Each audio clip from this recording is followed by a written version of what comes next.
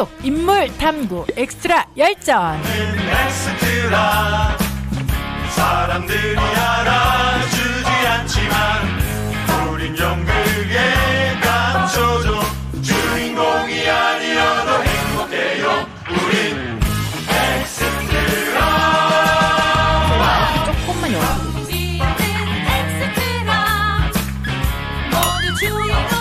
마이크 켜져 있었군요. 아, 예. 목사님께만 전달해 드리려고 예, 했는데. 그렇군요. 네. 마이크를 조금만 옆으로라고 하면 네. 이게 어느 쪽 옆인지 알 수가 없다는 예. 그런 문제가 자, 있다는 괜찮습니다. 겁니다. 좋습니다. 자, 목사님 오늘 어떤 엑스트라를 만나보도록 할까요? 잠깐 갑자기 예전 생각났는데 아까 우리 차량운행 얘기했잖아요. 네. 권사님들 모시고 가면 저기로 가요, 저기로, 저기로 가요, 저기로 그러면 권사님 왼쪽이요, 오른쪽 왼쪽이요.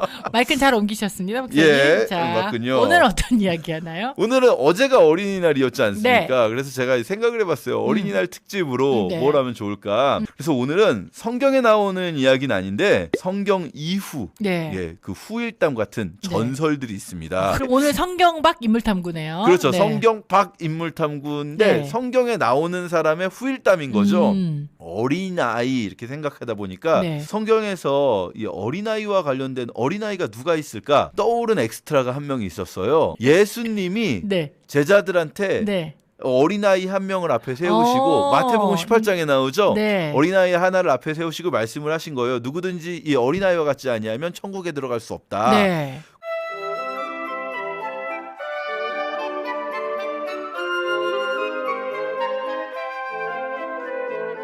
네. 이 전승들은 네. 사실은 완전히 사실은 아닐 수 있어요. 사실일 수도 있고 아닐 수도 있는데 어쨌든 나름 신빙성 있게 전해져 내려온 서론이 이야기예요. 깁니다 지금. 예.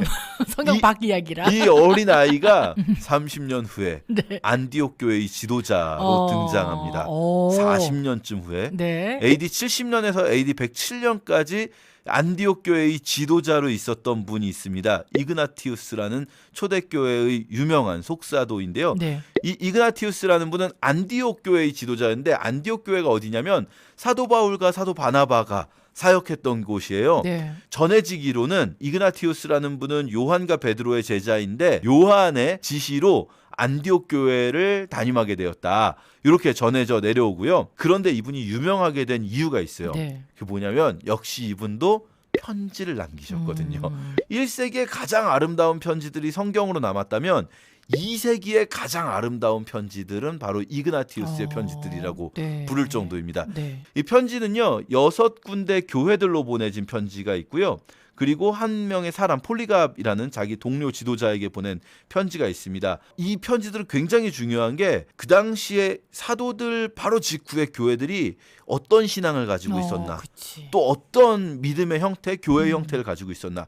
또 이 편지가 중요한 것 중에 하나는 그리스도교라는 표현을 처음으로 사용하신 분이에요. 이분이 우리 그리스도교다. 네. 제가 오늘 말씀드리고 싶은 거는요. 이분이 이 편지들을 왜 썼는지, 그리고 이 편지에서 정말 가장 그 뭐랄까요? 핵심적인 부분이 있어요. 이분은요. AD 107년까지 안디옥 교회의 지도자를 하고 있다가 그때 당시에 로마의 황제였던 트라이안 황제가 다시 기독교 박해를 시작하거든요. 그때 이제 안디옥에서 잡혔어요.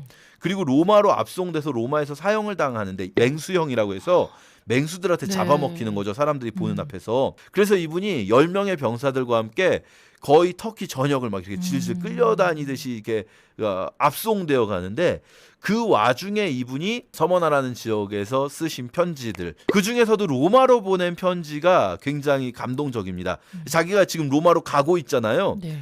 로마로 가고 있는데 미리 이제 편지부터 보내놓은 거예요. 그리스도 안에서 죄수가 된 나는 머지않아서 여러분을 만나기를 희망합니다. 그러나 여러분의 사랑이 두렵습니다. 여러분은 원하는 것을 쉽게 할 수 있겠지만 여러분이 나의 생명을 구해준다면 그것은 내가 하나님께 도달하는 것을 어렵게 만들 것이기 때문입니다. 이게 무슨 말일까요? 그러니까 로마에서 혹시 이 사람이 감면을 시키려고 하는 노력이 있다면 하지 말라는 거지. 난 순교하겠다. 로마 교회는요, 음. 뭐 우리 로마서를 봐도 알 수 있지만 로마 높은 교회는 사람들도. 지체 높은 분들도 있었던 것 네. 같아요. 로마의 권력 가문 분들도 계셨던 것 같아요. 그러니까 이분한테 이제 이야기가 들린 거죠. 아마 로마 교회에서 얘기를 했겠죠. 사람 찾아가서 걱정하지 마세요. 우리가 힘쓰고 있습니다. 네. 네. 이렇게 이제 이야기를 했겠죠. 그러니까 이분이 거기에 대한 대답으로 보낸 편지인 거예요. 그 편지의 내용은 그거예요. 여러분 그렇게 하지 마십시오. 여러분의 뭐 권력을 사용해 가지고 뭐 날 이렇게 풀어주게 한다든지 그러지 마십시오. 왜냐하면 여러분의 그 사랑이 나는 두렵습니다. 내 육신을 사랑하지 마시고 내 영혼이 하나님께 갈 수 있게 해주세요. 이렇게 말합니다. 네. 여러분이 방해하지만 않는다면 나는 하나님을 위해서 기꺼이 죽겠습니다. 그러므로 내게 불필요한 선의를 보이지 말기 바랍니다. 오. 내가 맹수들의 밥이 되도록 내버려 두십시오. 맹수들을 통해서 나는 하나님께 도달할 것입니다.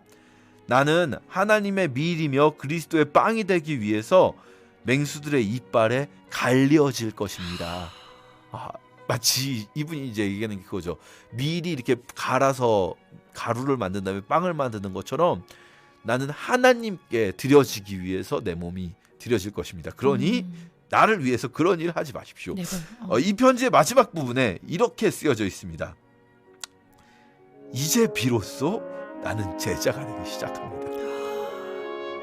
이분이 그 앞에서 뭐라고 말하냐면 나는 바울이나 베드로 같은 위대한 분들을 따를 수 없고 나는 그저 지금 끌려가는 노예처럼 끌려가는 사람일 뿐입니다. 그러나 이제야 비로소 나는 제자가 되기 시작합니다. 기독교는 세상에 의해 미움받을 때 가장 위대합니다. 이그나티우스의 편지를 보면요. 1세기를 지나서 이제 사도들이 다 순교한 이후에 그 이후에 남겨진 그 사도들의 제자들이 가지고 있었던 네. 신앙이라는 게 이제 뭔지 알 수 있게 되는 거죠.